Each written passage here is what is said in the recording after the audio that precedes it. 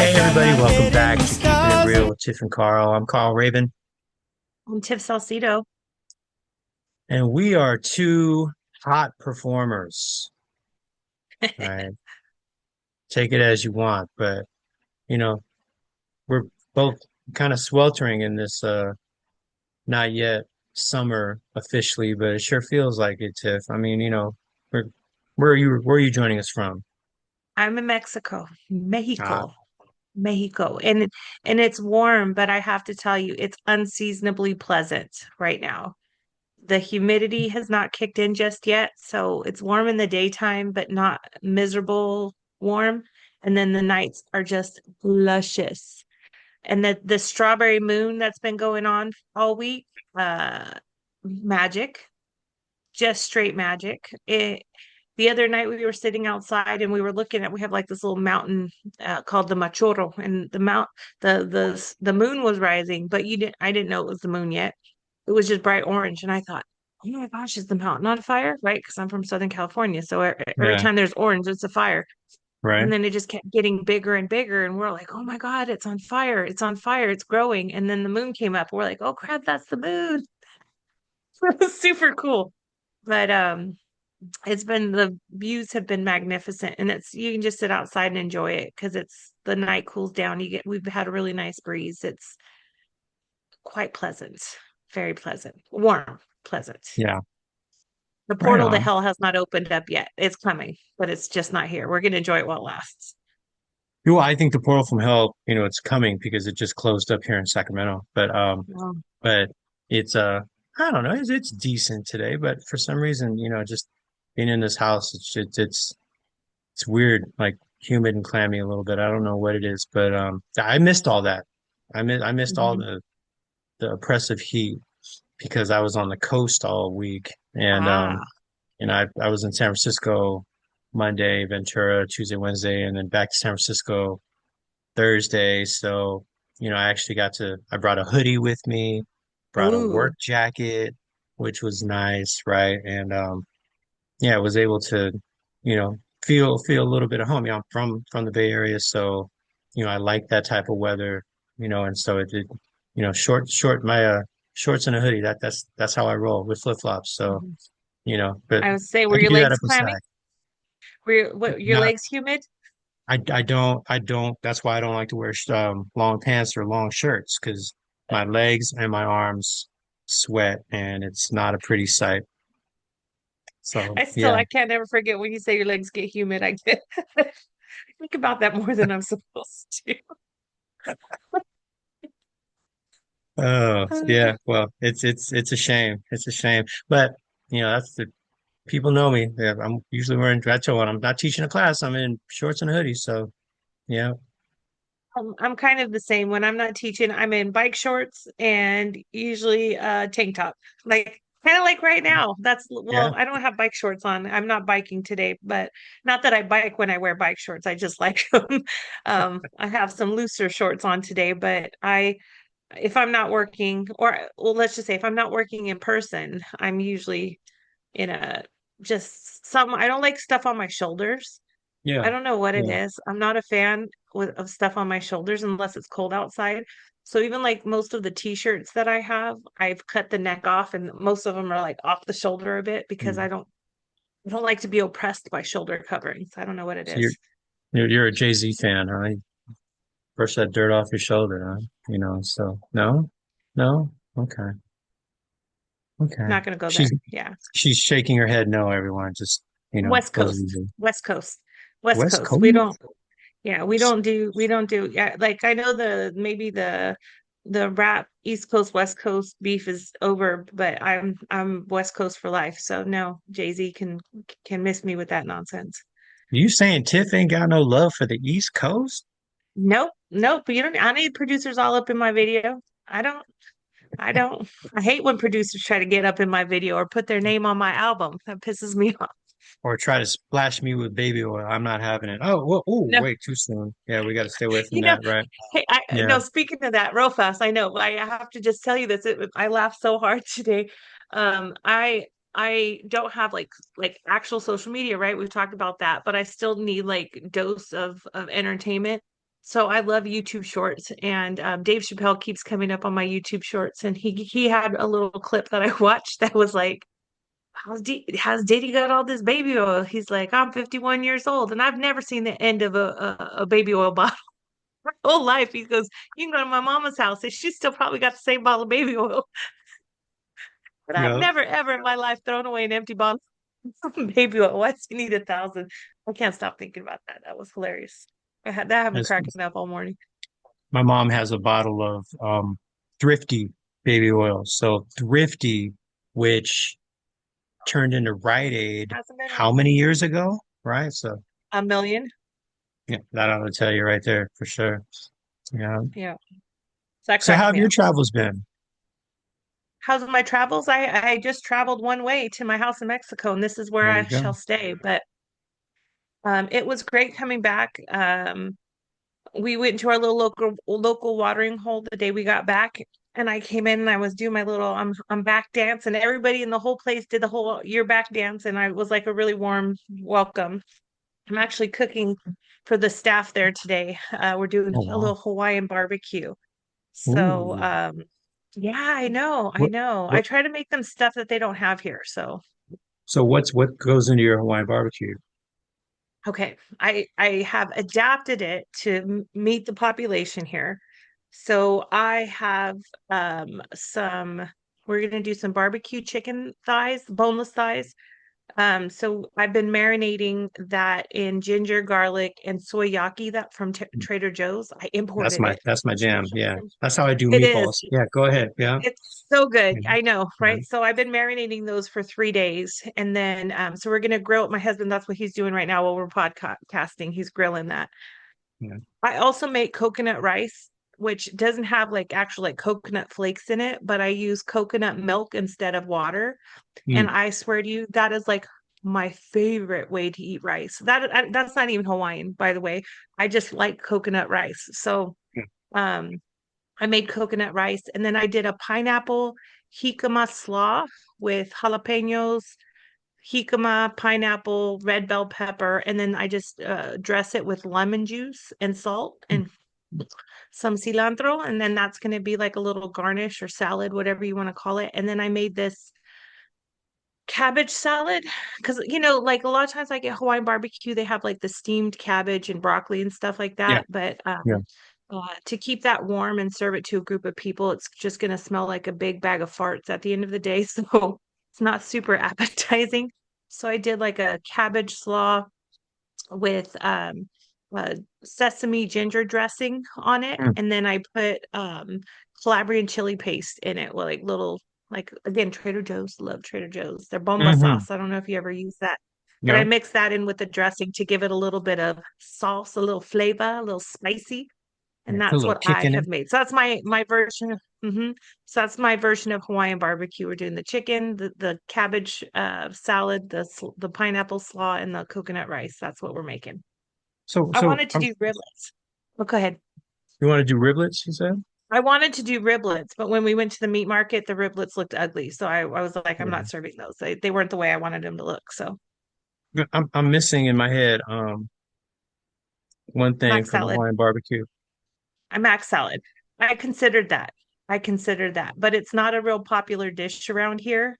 Mm-hmm. And so I chose not to make it. That's why I did the double set. And one of the girls too that we're cooking for, she's on keto right now. So I was trying to keep it Mm. as Okay. carbless as I Yeah. could for her sake. So I agree. Okay. Mac salad's my favorite part, but I made the executive decision to not make it for this particular venue.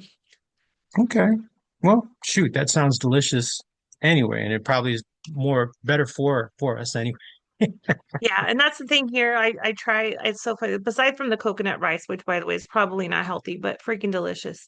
Hmm. Um, like living here, when I'm here, I try to because when I'm in the US, we eat out all the time because I'm always on the road, and it's just exhausting. I'm so tired of eating out. So here we're like making a real effort to like eat healthy and cook everything at home. So I've been in my element. We made homemade pizzas last night. That was Mm. so much fun because I have a pizza oven here. So um Very that was nice. awesome.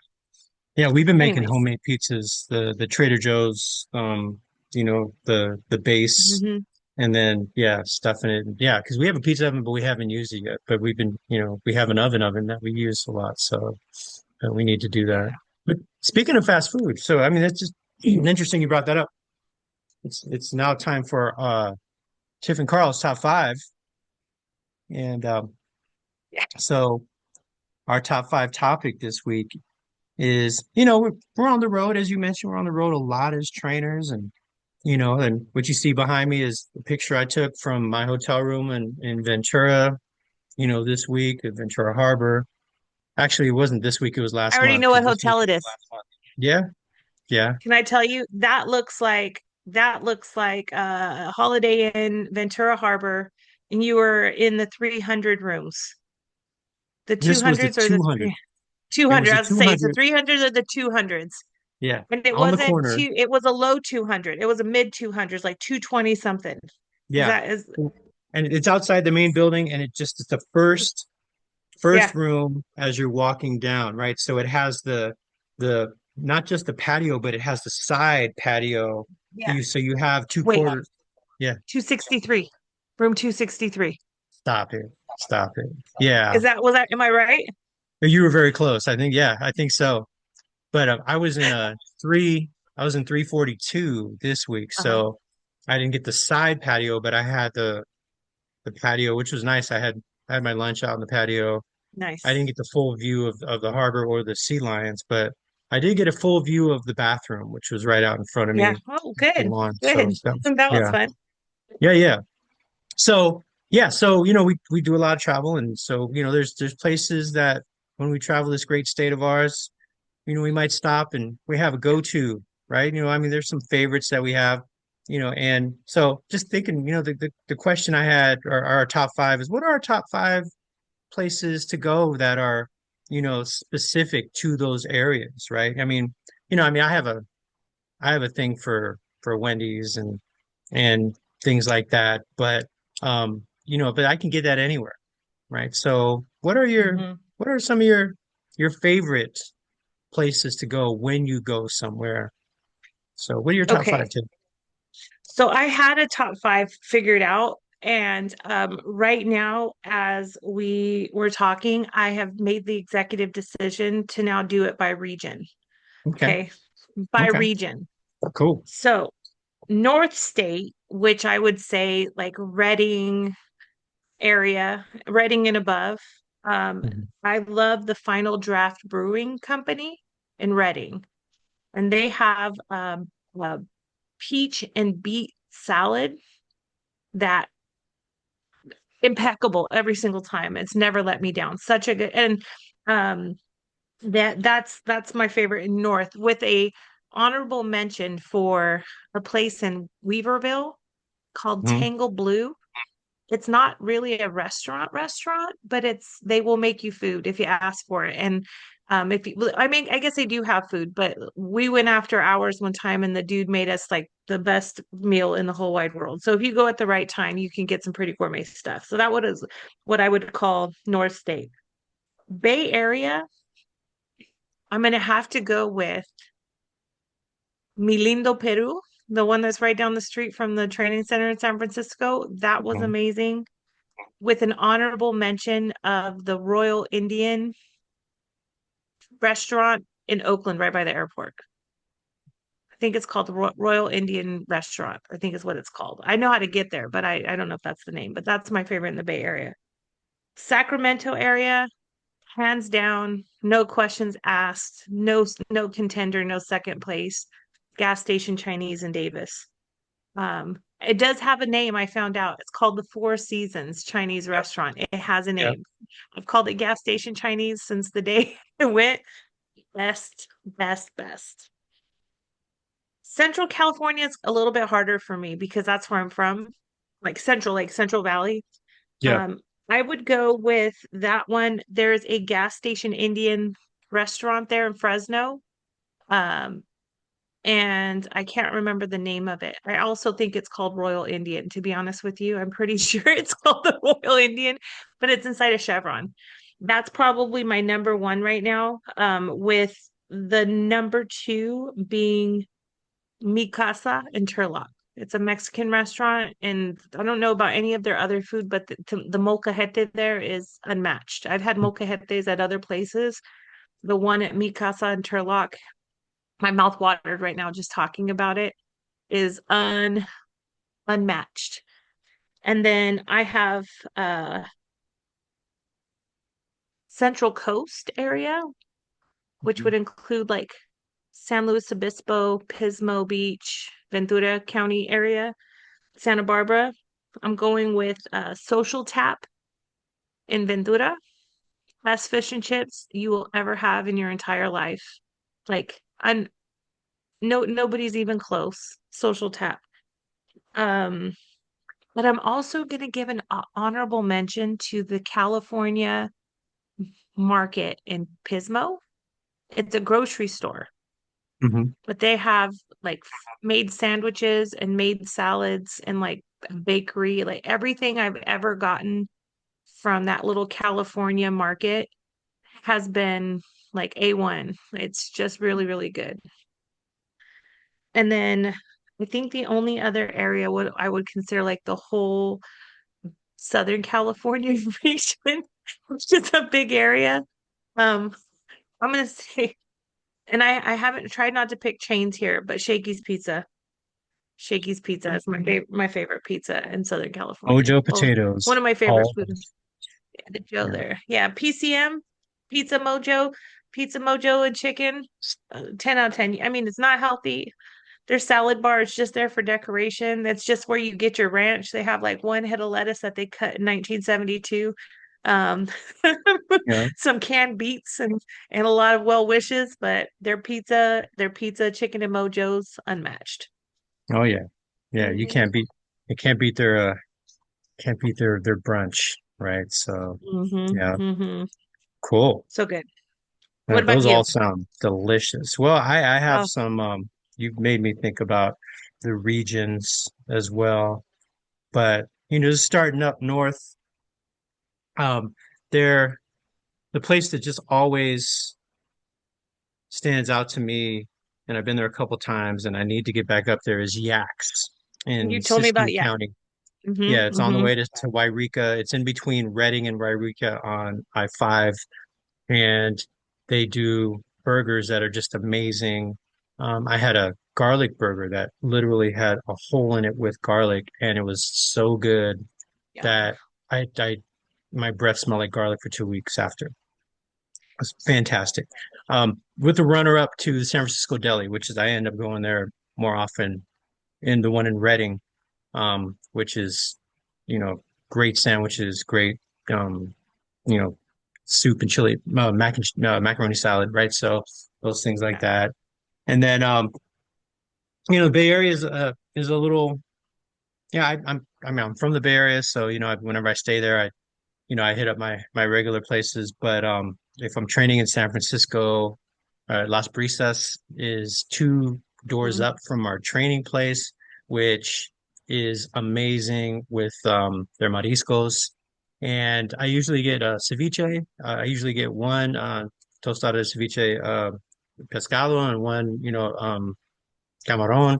But I looked at the menu the other day and I saw they had these they call camarones rellenos. They were stuffed Oh, shrimp. yeah. They were shrimp that were stuffed with crab and something else, and they were bacon wrapped and fried. Oh my God. It's And good. they served them with tartar sauce. And I almost didn't do the afternoon class because I almost fell asleep at the table. But that is going to be my go-to because there's a great barbecue restaurant just two doors up as well. But I'm not getting that far because Las Brisas got me.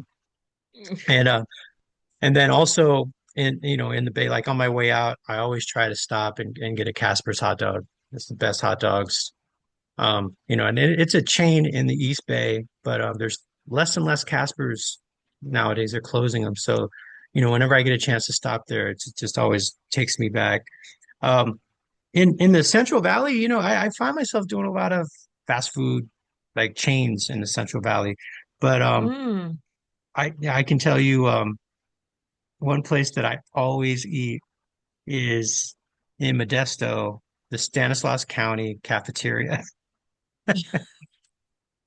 I Look, always get excited. I get so excited when I get to teach there, because I always get my steps because I end up parking, a mile away from the right. training, and then their soups. I don't know what they do with those soups. They sprinkle some Yeah. crack in them or whatever it is, but those It is soups are Modesto. just, it's amazing. Right. Well, yeah, Yeah. yeah, Modesto. So whatever they put in them soups, the different soups that they have, it's black eyed peas or, green split pea soup or, three bean soup and just whatever it is. Yeah. It's always hitting. Um, which thinking about another place within the training in Alameda, um, in the training center there in Eastmont Mall, there's the Town Center Cafe. Have you ever been there? I have. I think I go there and get my coffee in the Okay. mornings. Their breakfast is amazing, but it's also I wouldn't be able to last for the day. So their salads, they make their salads there. They cook, Hmm, the egg, and I do a chef salad.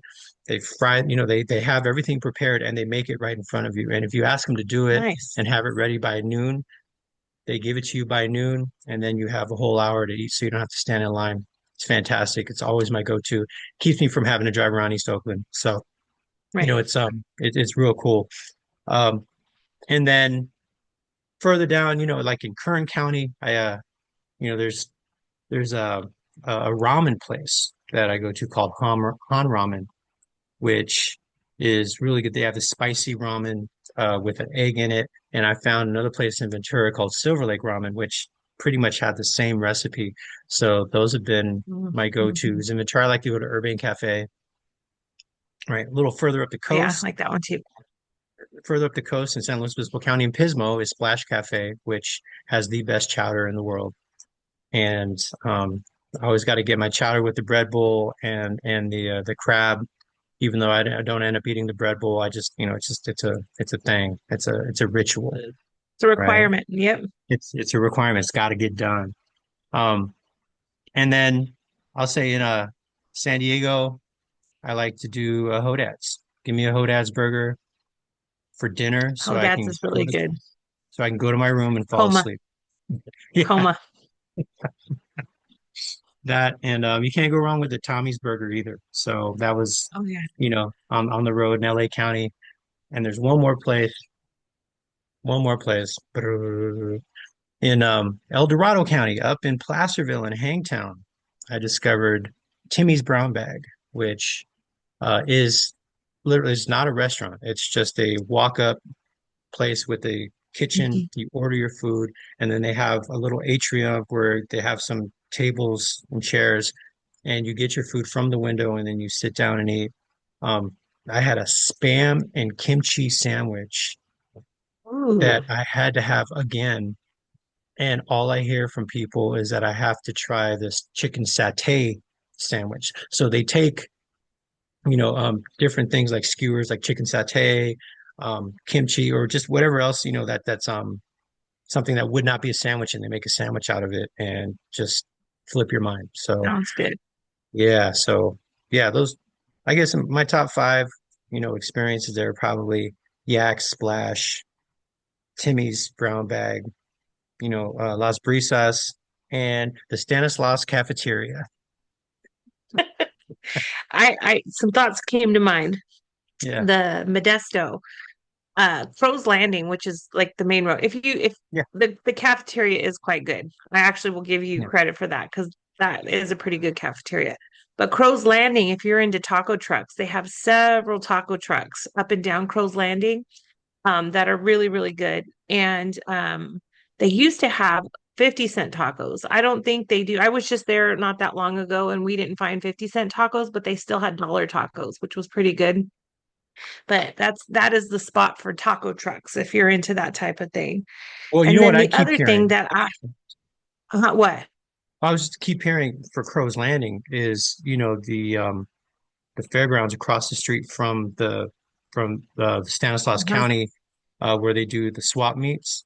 On Fridays, there's they have a tamale truck out there that I think every county employee goes to get food Right. there. So yeah, so I keep hearing about that too. Yeah, so Yeah. Modesto, I will say they got their Mexican food on lock, like yeah, period. I think in the whole state, that's probably one of the best areas for Mexican food. True story. period. Um, Okay. period. Yes, y punto. How about that? Y punto. Okay. Plum County, I almost forgot about Bakersfield. They have a place called Grandma's Tamales. It's right across the street from where we train at. Well, across the street down a block. It's right across the street from their main building. They have the best tamales, and their tacos are on homemade, like they're literally making fresh corn tortillas right in front of you. They're like the size of a frisbee. They're Hmm. so good, like, Hmm. and cheap, very Yeah. affordable. So, and then I forgot about this place. And I don't even know if I want to tell people about it because I don't Does want it to ever have a line. does it have to do There's with a place, chicharrones? it does, not that place. I'm off that. That's not even it. Okay. Gus's Gus's world famous fried chicken. Okay. Gus's world famous fried chicken. They have one in Burbank, they have one in LA, they have I've one seen in it. Yeah. Oakland. Yeah. That fried chicken is by far the best fried chicken you'll ever eat in your entire life. That's Yeah. his world famous fried chicken. They serve it the old fashioned way with like two pieces of white bread in your metal tray, your Yeah. foil tray that your chicken comes in. There's there's no family meals. You got to buy all your sides separate. But you bite into that chicken and it's got that like that Yeah. delicious crunch, and then the inside is like perfectly cooked and juicy, and that chicken is flavored to the bone. Roscoe's Chicken and Waffles got nothing on Gus's world famous fried chicken. Delicious. Mm. That De- reminds fried and I chicken. want some now. Have you tried Dinah's fried chicken in Glendale? No, So it's on no. I-5. Try it out. Okay, Try it out, and then I want to report back. And then also get the okay, coleslaw because coleslaw has pineapple in it. So just okay. it's I can it's already tell fantastic. you, I probably wouldn't like that. I Okay. don't like I don't like sweet and mayo together. It grosses me out. Mm. But Well, I'll try it. But it's I a don't, it different doesn't sound experience. like something. Yeah, it doesn't sound like something I would enjoy. This like I don't trust people who put pineapple in their carrot cake. That's like one of our family rules. You don't trust people who put pineapple in their carrot cake. You just don't. When does It pineapple doesn't go in a go. carrot cake? I've never had Exactly. pineapple So in a if you carrot meet cake. someone who does that, because you probably hang out with trustworthy people, but I'm just letting you know there are some people in this world that put pineapple in their carrot cake. And if you find those people, don't trust them. There's something wrong with them. For some reason, it's Seriously. popping in my And head. if they put pineapple and raisins, I was just say pineapple and raisins in a carrot cake, call the cops. No, no. Call the Carrot cops. raisins and coleslaw, maybe, but I don't know. Yeah. Okay, first of all, you're don't even you know what, Carl, relax. Let's not go there. We've How been about having a cream good cheese? run. How about cream cheese on a Jello mold? I don't You get ever it. seen one? What Okay. do you mean? I no, So like, no. the Jello salad where they put like the canned fruit and then they put the Jello in it and then at the Like end they ambrosia? let like ambrosia, but then they put a layer of cream cheese on top of it and then serve it. Absolutely not. You would not like my Call aunt then. cops. But yeah, I had to eat that I don't like her. every freaking holiday as a kid. So but yeah. But you speaking of Never ambrosia salad, introduce us. It's on site. did you know do you watch Top Chef? Yes, So sometimes. did you see okay, so well if you're gonna watch the final, I'm not gonna spoil it for you, but one of the finalists he made for his dessert for his final final dinner, ambrosia salad. And ambrosia salad Oh with a my brulee gosh. on top of it. And he goes, it's trashy. He said, it's me. I'm going to serve it. And people said that was their favorite part of his of his final meal. Oh my gosh. That's Yeah, hilarious. yeah, all these fine diners. Oh, I've never had ambrosia salad before. What is this peasant food? Oh, it's delicious, right? Yeah. So yeah. Anyways, yeah. All right. So off of that. But cool. All right. So folks, you heard our top five. Our top five The today was top brought to my you. top 27. Yeah. top five today was brought to you by Wendy's. I'm just kidding. No, Uh, now I'm hungry. But the good news is I got Hawaii barbecue, so I'll be all right. I'll be all right. uh, I had Chick-fil-A for breakfast, so I'm waiting for. Although I don't usually do Chick-fil-A, somebody brought it to me. So yes, um, Oh. yeah. So I have another question for you, Tiff. So you're just talking about, you know, traveling and your outfits. Do you have different outfits that you wear for different situations, different training situations? Well, not really. Not really. I try to like look at the weather to dress Mhm. weather appropriate. So, but the certain counties have like certain vibes that I try to kind of match. So in North State, they're pretty relaxed. And so I'm pretty relaxed. Like if I go to Humboldt County, for example, I'm wearing my Birkenstocks or my rain boots, depending on the day.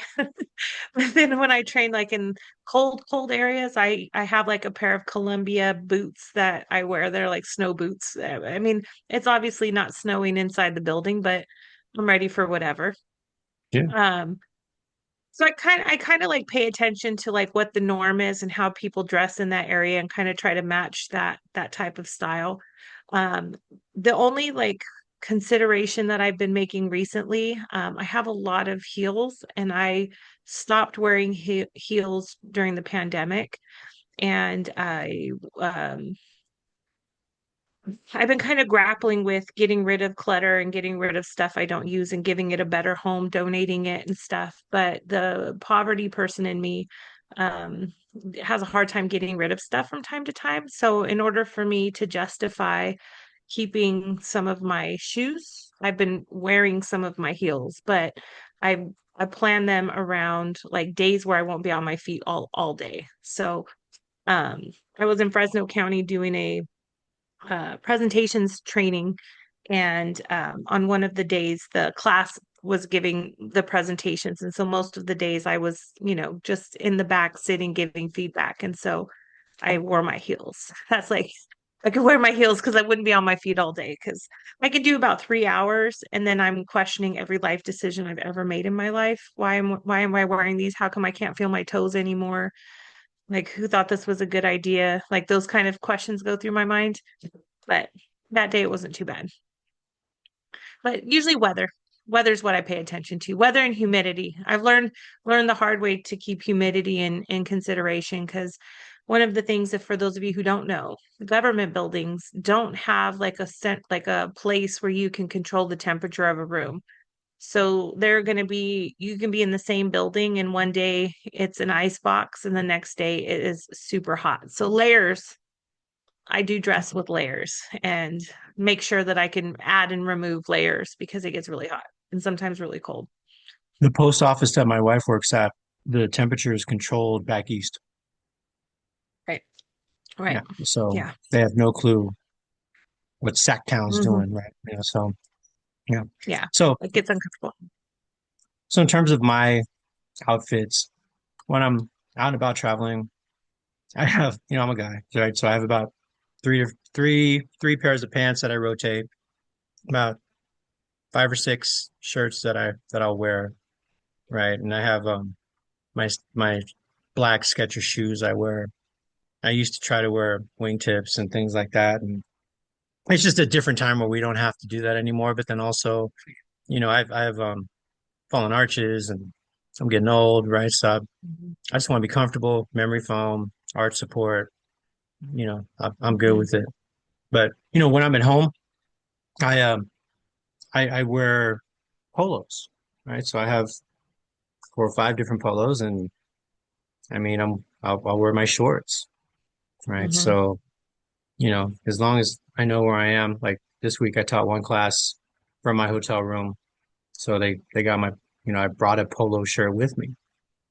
Right? It's just I think at this point now, right after the last 5 years, I think I'd feel weird teaching a class in person. I mean, virtually with a button-up shirt. Hmm. Yes, yes, yeah. She looked at me like, "Are you a little fucking crazy?" Yeah, yeah, I am. I Okay. would, yeah, I get it. I get it. I promise you. I'm very relaxed, like Mhm. I was dressed like this to do a coaching earlier today. Maybe it's not the most professional, but I think nobody really cares anymore, to be honest with you.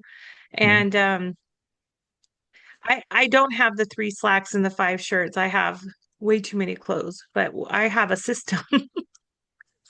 I can't believe I'm saying this out loud, but I have a system where when I wear clothes, like my closet, I have a two-tiered closet. So I'm tall. So when I created and remodeled my house, there was always a lot of wasted space with just the traditional, 6-foot closet bar or whatever. So I did two tiers.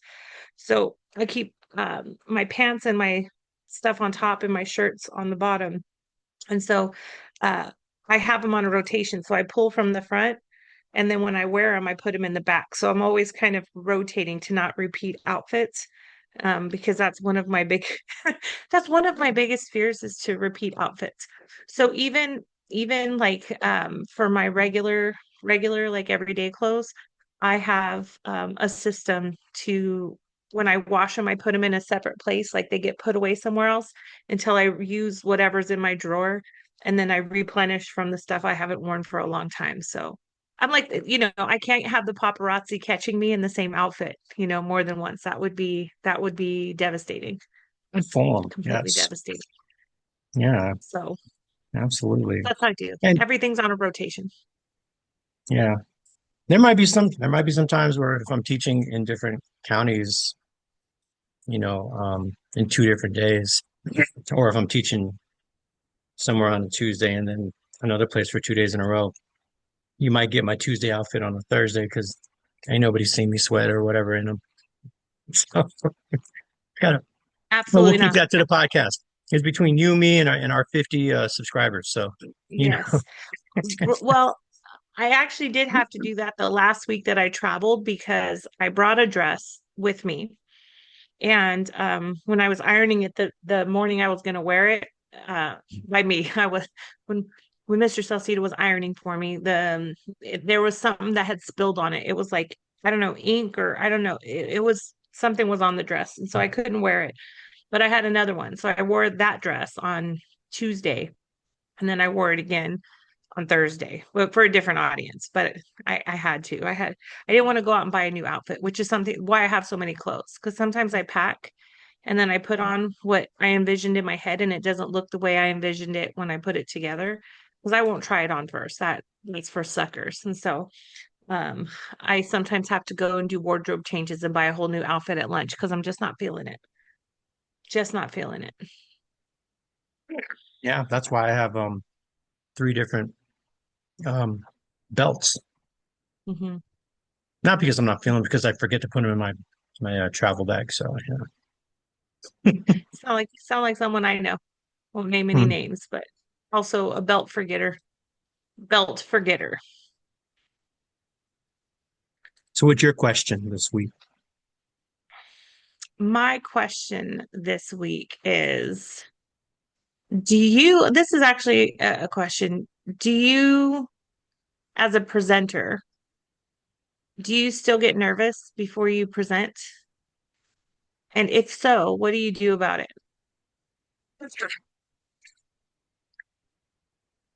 So the answer is yes, I do. I get nervous. Yeah, I definitely, I don't know. I wouldn't call it nerves, but, um, what I do, I think what I've learned to do to calm my nerves is to be super prepared, right? Hmm. And, so teaching a class, even if it's a class I've taught a million times, I will the night before go through the handouts and look at my cues. The biggest thing I need to not be nervous, especially if it's a regular class I teach, is just to know when the break times are so that I know I'm staying on time.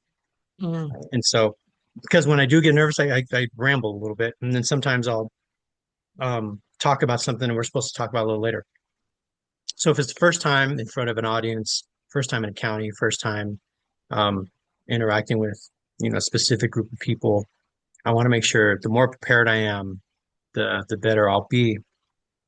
And If it's a new topic, then, at every topic every class that I teach, I printed out PowerPoint, the three slide view of the PowerPoint with the notes, and I write down, specific notes that I want to say in those situations. And the more that I teach it, the more it becomes natural. But I will always go through and add specific notes with the break times and the videos, all up in the videos to, on that PowerPoint. So, like I said, even if there's a few classes I can teach now without the PowerPoint, but even Hmm. classes that I do regularly, if I don't have the PowerPoint in the back of my head, I'm like, okay, are you remembering anything? You're forgetting something? I mean, I think at this point, Tiff, I probably have, I don't know, close to 100 different topics, right? Or class names with different, you might have similar topics with similar flows, but they're adding something new or something else in there. So just that helps me with my nerves. Also, I have a canned opening that I use, um, that I do it enough now where hopefully it doesn't sound canned, but it's canned to me, but not to people that I'm meeting for the Hmm. first time.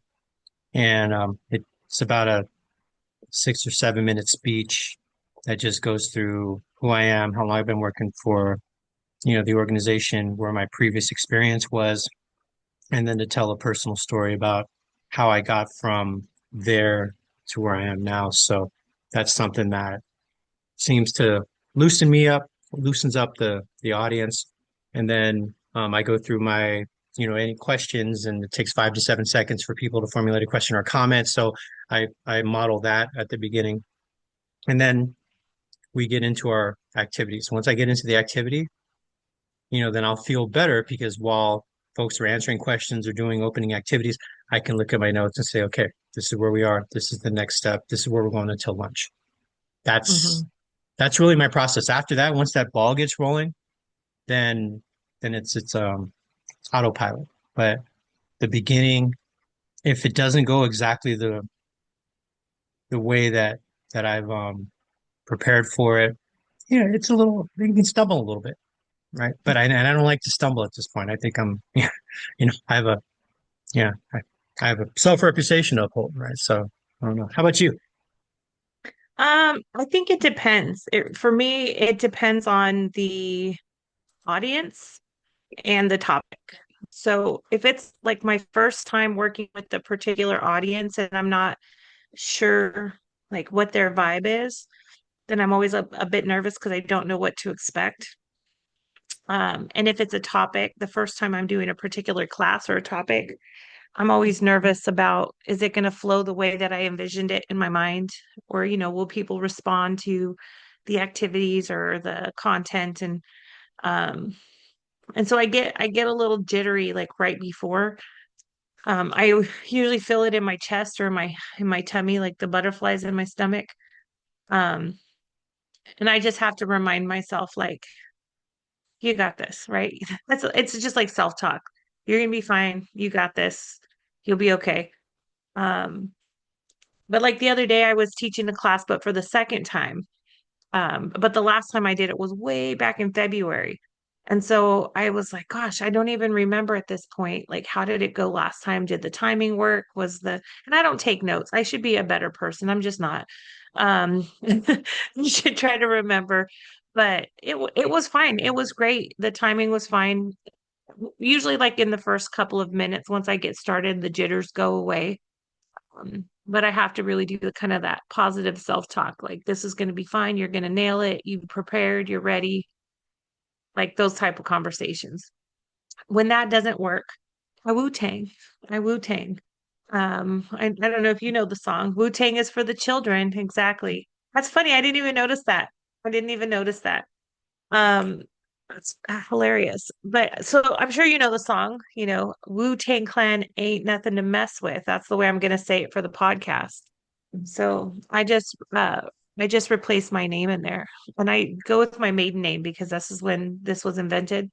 But I'll be like, Tiffany Bizek ain't nothing to mess with. Tiffany Bizek ain't nothing to mess with. And so I do that until I'm feeling myself, and then I go in there and I nail it. So um I've made a fool of myself many a times, and so the my exterior is pretty tough. And so that's why I don't get super nervous. But Mm. like there's certain audiences, and I don't want to call them hostile, but there are some that are hostile. And I Hmm. think what's the hardest audience for me is the ones that are like completely disinterested. Yeah. And I know it's not me. I know it's not me because I'm interesting, right? But um, like I won't name the county because it's not very nice, but in a county far, far away, I was doing a series of classes, and I was like grateful anytime I could get them to look up from their laptops. Like imagine teaching a whole class and so all you see the whole time. Hmm. Like just talking to each other, holding meetings, working on their laptops. Like we're in the middle of activities and they're in their email. And I'm not the type to be like, put your laptops away and be present. You're grown-ups. Do what the freak you want. Like do what you want. If you got to work, I don't know what your workload looks like. I don't know what's on your plate. So I don't take it personal. And I realize it's not my problem to solve, but it makes for a really long day for me as an instructor trying to keep people engaged and like active and learning and applying skills